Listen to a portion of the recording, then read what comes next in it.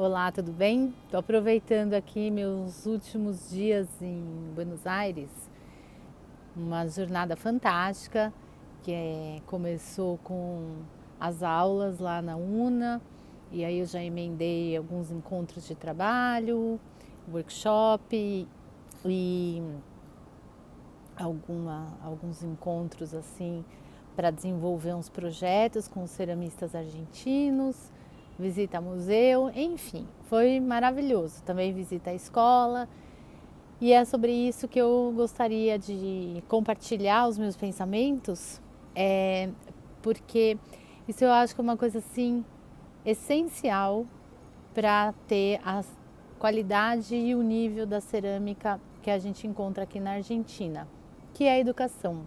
Desculpa, gente, mas é inevitável eu levantar a minha bandeira e eu não consigo negar as minhas raízes educativas, assim, vamos dizer, porque quando eu fui lá na escola, essa vez eu fui na Fernanda Hans, que oferece 4 tipos de cursos de formação.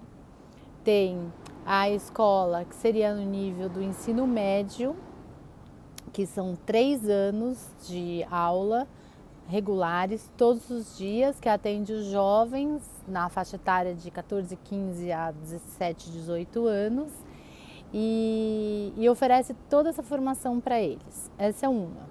Aí eles também oferecem um curso técnico que você pode combinar com a possibilidade de colocar desenho também, desenho técnico, então seriam 2 ou 3 dias na semana, seriam aulas noturnas para as pessoas que querem ter uma formação técnica complementar ao estudo que eles já têm.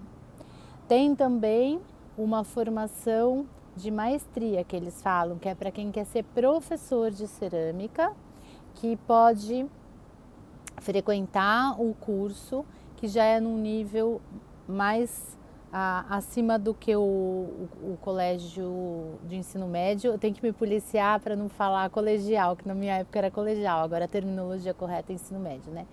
E tem o curso de licenciatura, que é o nível de uma faculdade, né, de licenciatura, que aí a pessoa frequenta por 4 anos e sai com um diploma de professor de cerâmica.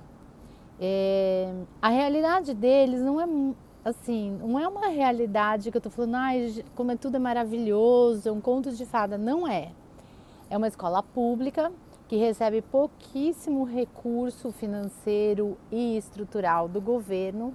Então, esse tipo de evento que eu fui, que eu publiquei nos stories e que agora eu vou ficar mostrando as fotos e as imagens para vocês, é na verdade um evento que eles fazem com 2 objetivos: de angariar fundos para conseguir comprar material, insumo, e também o gás que eles utilizam, melhorar os equipamentos, consertar as coisas, porque o que eles recebem não é suficiente. E os alunos pagam o equivalente a 200 pesos por mês. 200 pesos seria 200 pesos, eu sou ótimo de conta, dá uns 10 reais por mês. Não é nada pra gente aí, também não é nada aqui, não dá para comprar um cafezinho. Então, é assim, é uma ajuda de custo simbólica quase. E então nesse evento eles fazem as peças, eles vendem as peças para o público pintar e queimar e levar de recordação. E com isso eles arrecadam dinheiro. Eles também têm uma barraca onde estava vendendo churrasco, que é feita pelos alunos e pelos pais dos alunos, e tinha uma outra onde eles estavam vendendo um caldo de lentilha, que é uma comida típica daqui, que você podia comprar só o caldo numa vasilha descartável, ou você podia comprar o caldo com uma peça de cerâmica, que aí o valor é maior e você leva a peça de cerâmica para casa. Esse é o primeiro objetivo, levantamento de fundos. O segundo é o envolvimento da comunidade mesmo, e das pessoas conhecerem o que é a queima de raku, ver como é que é a cerâmica, conhecerem a escola. Ó, um evento na escola de cerâmica, agora eles estão se organizando para abrir os fornos de raku com as peças que os visitantes fizeram. E quem vai fazer a abertura são os próprios alunos dos cursos daqui, ó, todos jovens. Todos apostos, preparados com os latões de redução.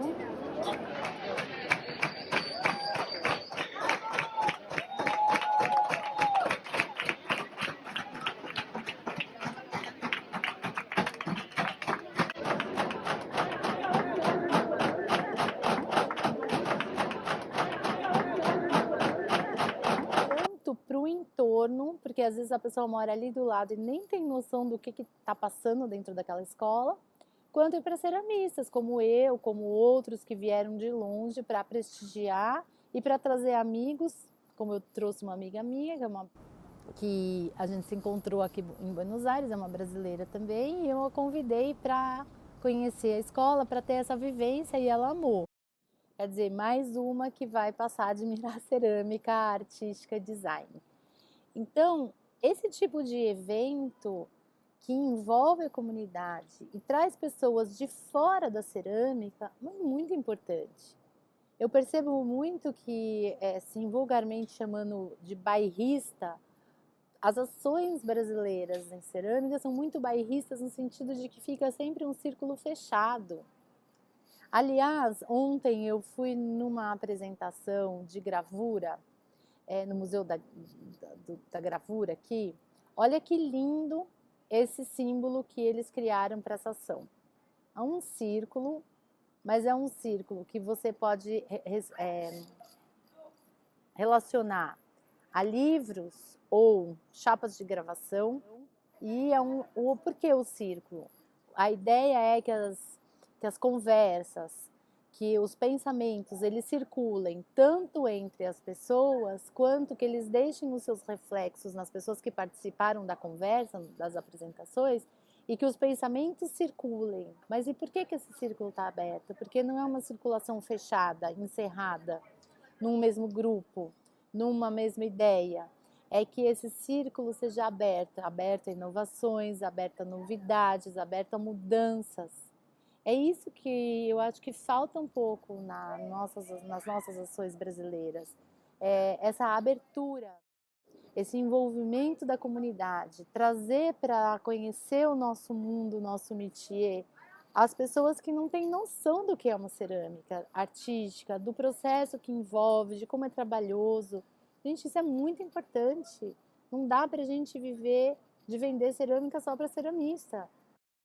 A gente tem que envolver as outras pessoas e temos que aproveitar agora, nesse tempo, pós-pandemia, pós-isolamento, que foi um período que as pessoas se voltaram mais à valorização e a olhar para trabalhos que envolvessem manualidades. As pessoas procuraram tanto como hobby, como começaram a ver que é muito mais legal você comprar uma coisa artesanal, enfim. Aproveitar este momento e envolver mais as pessoas. Claro, a gente não tem ainda escolas de cerâmica, como aqui está organizado, mas eu encontrei um ceramista, Julio Candô.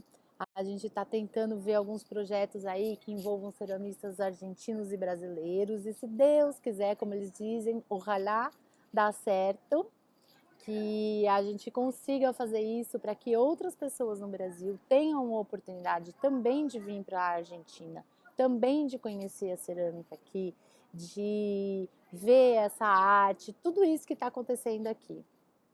Enfim, voltando. Aí eu perguntei para o Julio como que era a cerâmica aqui, se sempre foi assim bem organizada a parte de educação. E ele me contou que não. Sabe o que ele me contou?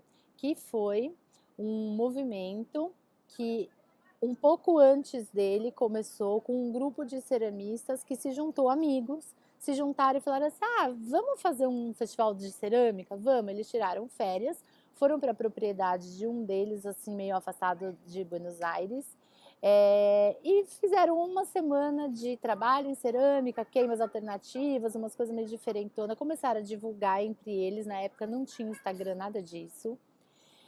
E aí o pessoal gostou, daí eles fizeram uma segunda versão no ano seguinte, convidando as pessoas e dividindo os custos, já vieram 200 pessoas.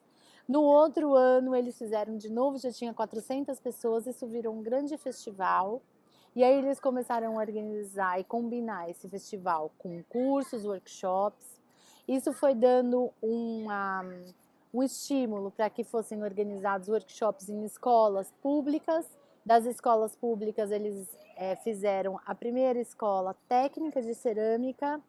Esse movimento, aí eles são muito mais organizados, vamos dizer assim, nesse sentido. Eles fizeram um grupo fechado, e esse grupo fechado colocou um projeto na província, que eles chamam, que são os órgãos governamentais, para criar um curso técnico, e começaram a ter vários cursos técnicos, e aí o negócio foi propagando, e hoje tem muitas escolas técnicas que oferecem, como eu expliquei no começo, desde a escola de formação do ensino médio, passando pelo técnico, que é um técnico de especialização, até um nível de licenciatura, e onde eu estou fazendo, que é a pós-graduação, ou a maestria, como eles chamam, que é o mestrado, doutorado, numa universidade. Então, você vê assim, também foi uma conquista deles, uma conquista que data aí de 40, 50 anos, mas se você for pensar em termos de educação, é um período relativamente curto.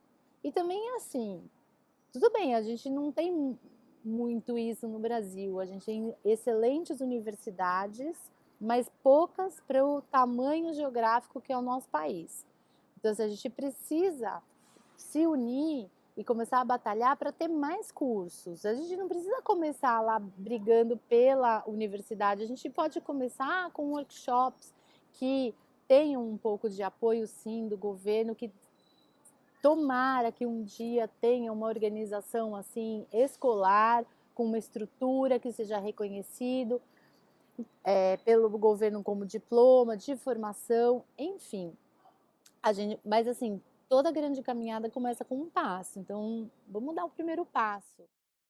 E aí fica esse vídeo, essas imagens maravilhosas desses jovens participando, envolvidos com cerâmica.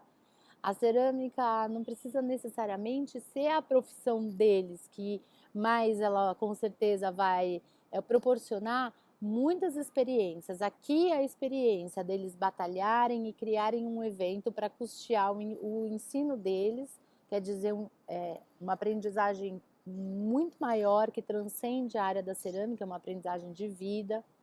Ela vai abrir o olho deles e aumentar uma oportunidade de conhecer novas pessoas, de vislumbrar outros caminhos.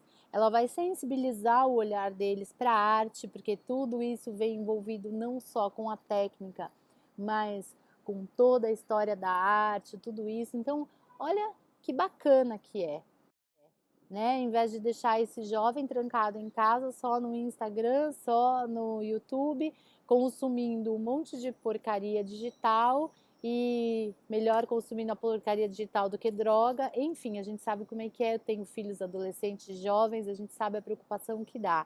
Então, assim, é legal para o país como um todo, é legal para o indivíduo, e é bacana também para essa juventude que a gente está formando. Então, essa é a minha mensagem.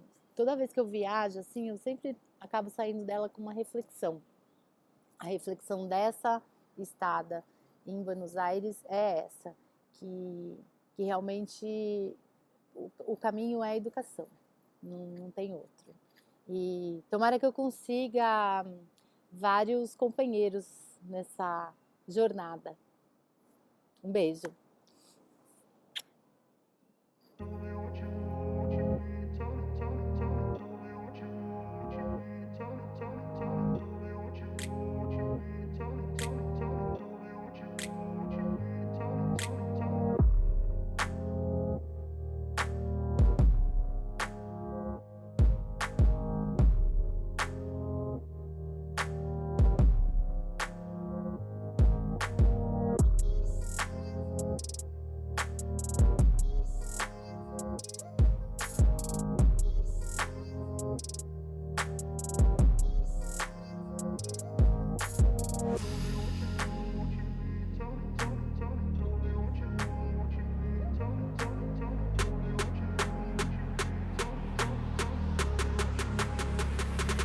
By the way, desculpa os barulhos aqui, eu tava falando com vocês, eu tava percebendo que tinha um monte de gente falando aqui em volta, mas eu não tenho onde me esconder, porque onde eu tô é uma varanda, aliás, eu vou mostrar para vocês que lindo que é o lugar, só que eu não tenho domínio sobre a rua, sobre o que as pessoas falam, passam, e é um bairro super agitado aqui, vou mostrar para vocês o luxo que é esse lugar. Lá é o apartamento onde eu tô, e aqui lindo, fim de tarde, maravilhoso.